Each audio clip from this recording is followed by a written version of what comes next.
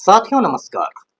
पटना बिहार से मैं Amitabh Kumar Das, IPS 94 batch, और आप देख रहे हैं मेरा अपना यूट्यूब चैनल दास बोले बिंदास। क्योंकि जब बुजदिलों ने मुंह में दही जमा लिया हो तो दास का बिंदास बोलना जरूरी हो जाता है। साथियों, खबर यह है कि भरत तिवारी की हत्या का षड्यंत्र, भरत तिवारी के कत्ल की साजिश पटना के मुख्यमंत्री आवास में रची गई थी और सम्राट चौधरी खुद इस हत्या का सूत्रधार है। सम्राट चौधरी के आदेश पर ही पटना से जाकर एसटीएफ कमांडो ने भरत तिवारी का खून किया। ये वीडियो आप आखिर तक दिल थाम कर लीजिए।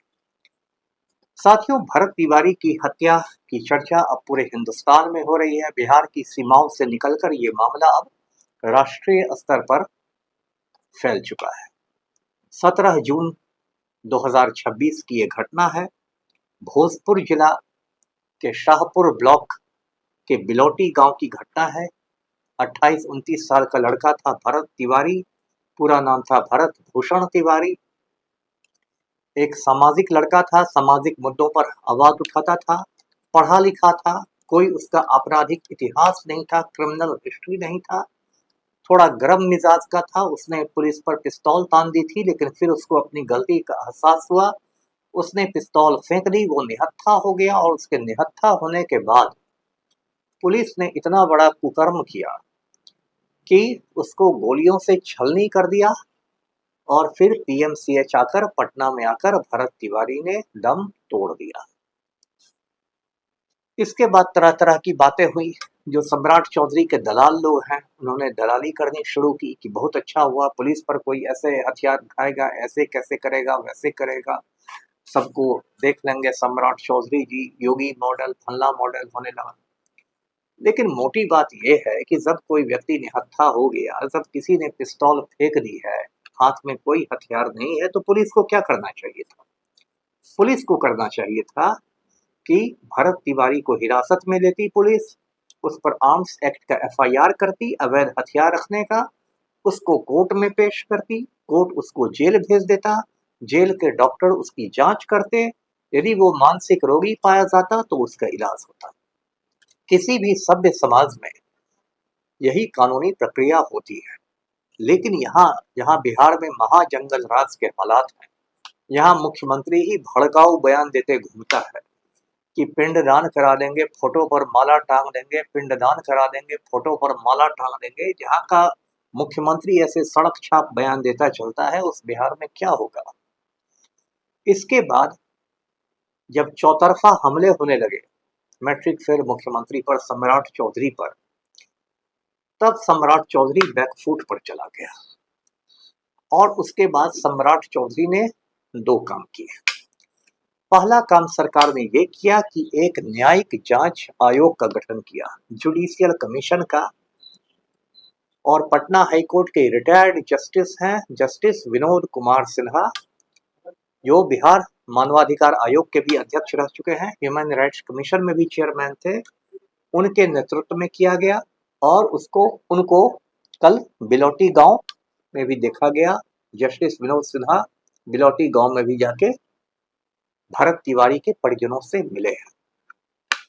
इसमें सबसे गड़बड़ बात यह है कि इस न्यायिक आयोग को 6 महीने का समय दिया गया है अपनी रिपोर्ट देने के लिए। अब 6 महीना में क्या आपको चांद पर जाने का रॉकेट बनाना है?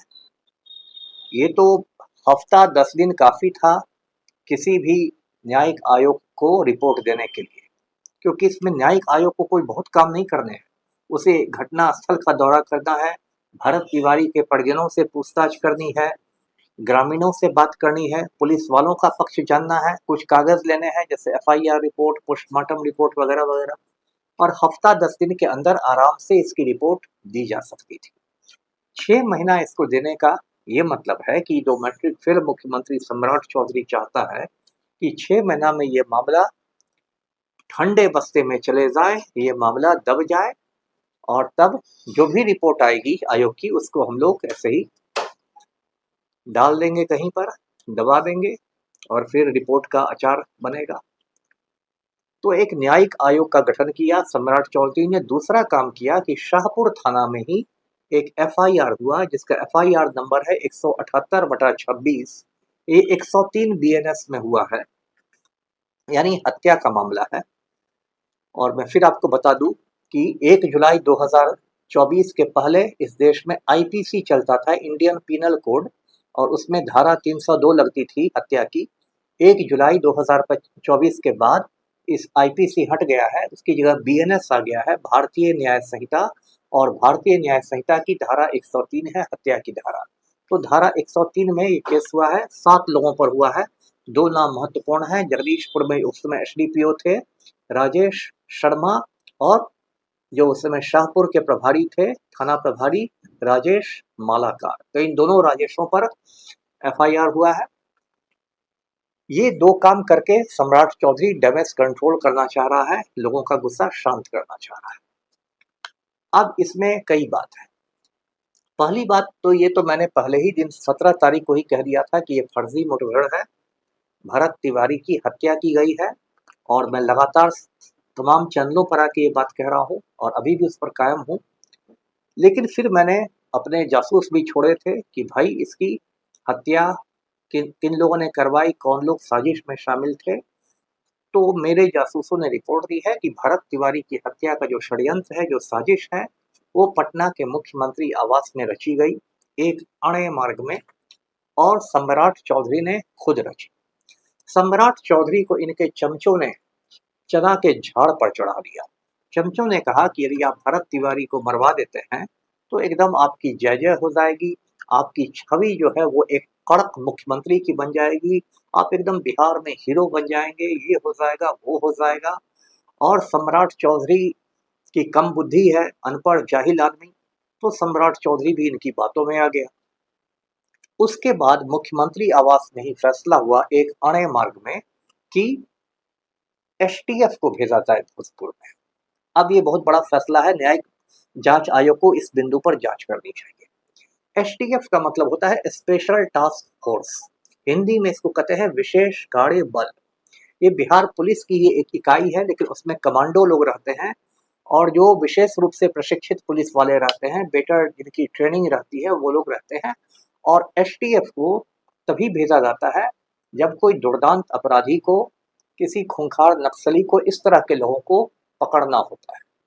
तो आप बताइए भरत तिवारी के मामले में एसटीएफ की क्या जरूरत थी? भरत तिवारी तो खूंखार अपराधी तो छोड़ दीजिए, सामान्य अपराधी भी नहीं था, उसका कोई आपराधिक इतिहास नहीं था। वो एक पढ़ा लिखा लड़का था जो सामाजिक मुद्दे उठाया करता था। तो उसमें एसटीएफ का क्या काम था? उससे निपटने के लिए तो भोजपुर जिला पुलिस पर्याप्त थी, काफी थी। एसटीएफ क्यों भेजा गया? और सिर्फ एसटीएफ भेजा ही नहीं गया, पुलिस मुख्यालय से वीडियो कॉल गया, भोजपुर एसपी को गया, मिस्टर राज है, भोजपुर एसपी का नाम है मिस्टर राज, नाम में ही मिस्टर लगा हुआ है। मिस्टर राज को वीडियो कॉल गया पटना पुलिस मुख्यालय से, यानी कि बेली रोड पर जो पटेल भवन है उससे, और पुलिस हेडक्वार्टर से वीडियो कॉल में कहा गया कि जब हाथी पागल हो जाता है तो पागल हाथी को मार दिया जाता है। तो इस तरह से आदेश गया मिस्टर राज को, और उसके बाद हत्या हुई है भरत तिवारी की।